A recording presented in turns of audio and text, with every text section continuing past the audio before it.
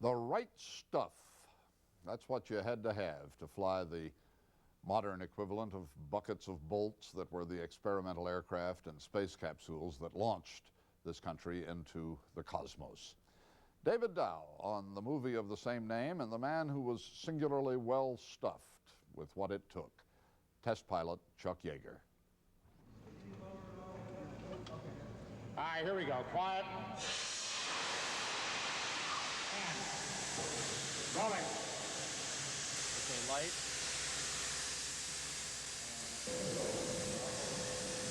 Action sound. Rocket. Leave it to Hollywood to choose a dank old hangar to make a movie about the race for space.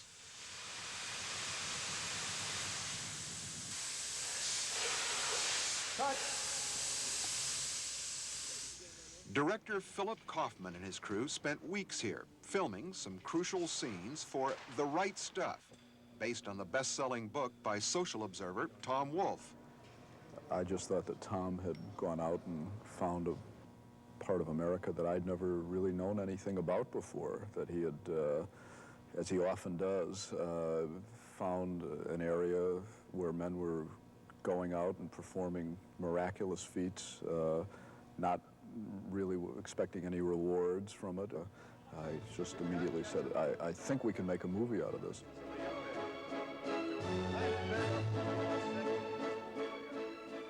Ostensibly, it is a movie about America's 7 original astronauts, the Silver Knights of the Cold War.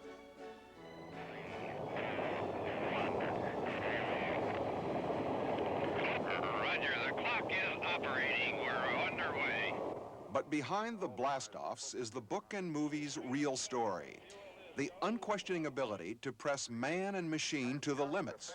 Rescue of astronaut Scott Carpenter. And survive to do it again. Gordon Cooper has just left Hangar S. He's smiling at the crowd of technicians that has gathered. He looks extremely confident about today's. Actor Sam Shepard plays the role model. A test pilot named Chuck Yeager, 60 years old now and still flying the world's hottest airplanes.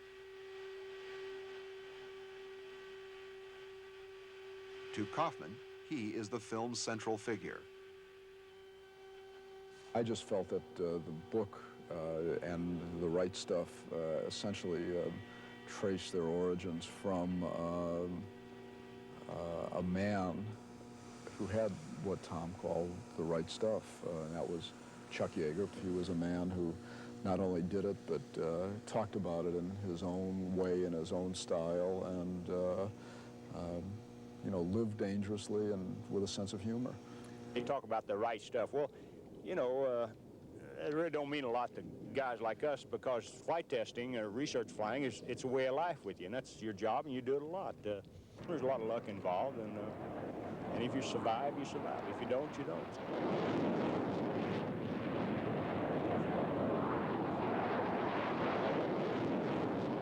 With this flight, Yeager celebrated the 35th anniversary of a feat that is central to aviation, to spaceflight, and to the story of the right stuff. The breaking of the sound barrier in an X-1 rocket ship. When Chuck Yeager went through the sound barrier, people thought that your ears would fall off. They did not know if there was a beyond the sound barrier.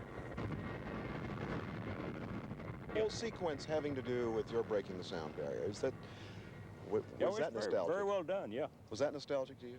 Yeah, you don't look at it that way. Guys like us, you always look ahead. You don't look back on something like that unless you're learning something. You mean for this space race, you don't want our best pilots? I didn't say that.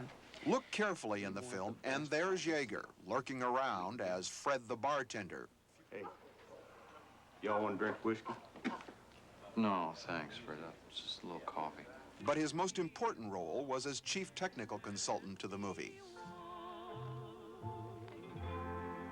I just want to make sure that it was done accurately and documented. And the same way with the book and the whole movie with a sense of humor like it has. And I think it'd be it's pretty educational, really. It tells it the way it was.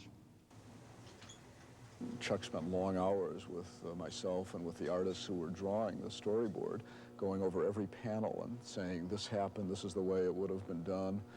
Sometimes looking over at us and saying, you know, you guys, you make movies, you know, and you're just fooling around here. This is how it really was.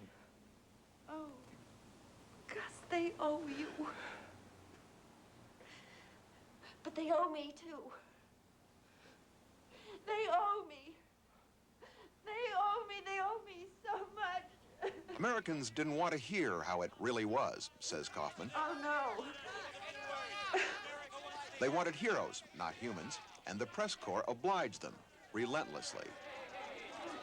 Ladies and gentlemen, we're here with Virgil I. Grissom and his lovely wife, Betty.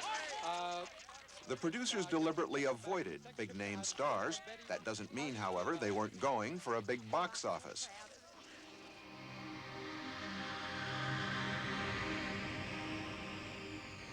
Most of their $27 million went for effects and detail.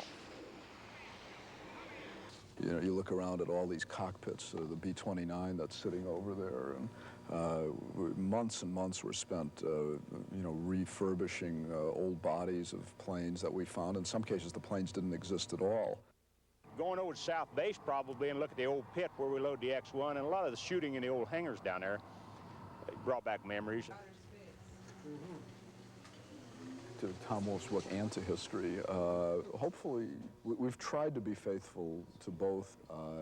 You can't recreate history exactly, but we have utilized a certain amount of the actual documentary footage and been able to, we feel, blend our own footage into that, in and out of history. And they tell me that it was nothing like this. They've got more people.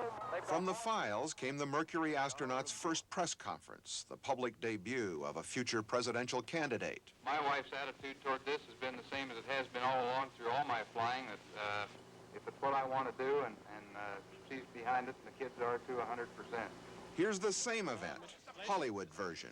My wife's attitude towards this has been the same as it's been all along through my flying. If it's what I want to do, she's behind it. And by golly, my kids are too, 100%. Actor Ed Harris had spoken his last line before the real John Glenn announced his candidacy. Yet some wonder if the film might be subtitled The Making of a President. The straight-arrow Presbyterian pilot of Wolfe's book seems more endearing in the movie. Do you think I'm a Dudley Do-Right? Do you? Yeah? Well, that's me, I guess.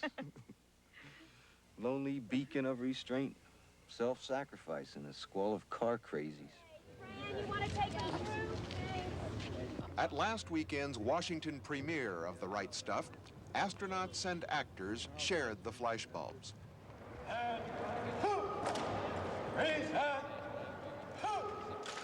It is, after all, a movie, a blending of reality and fantasy.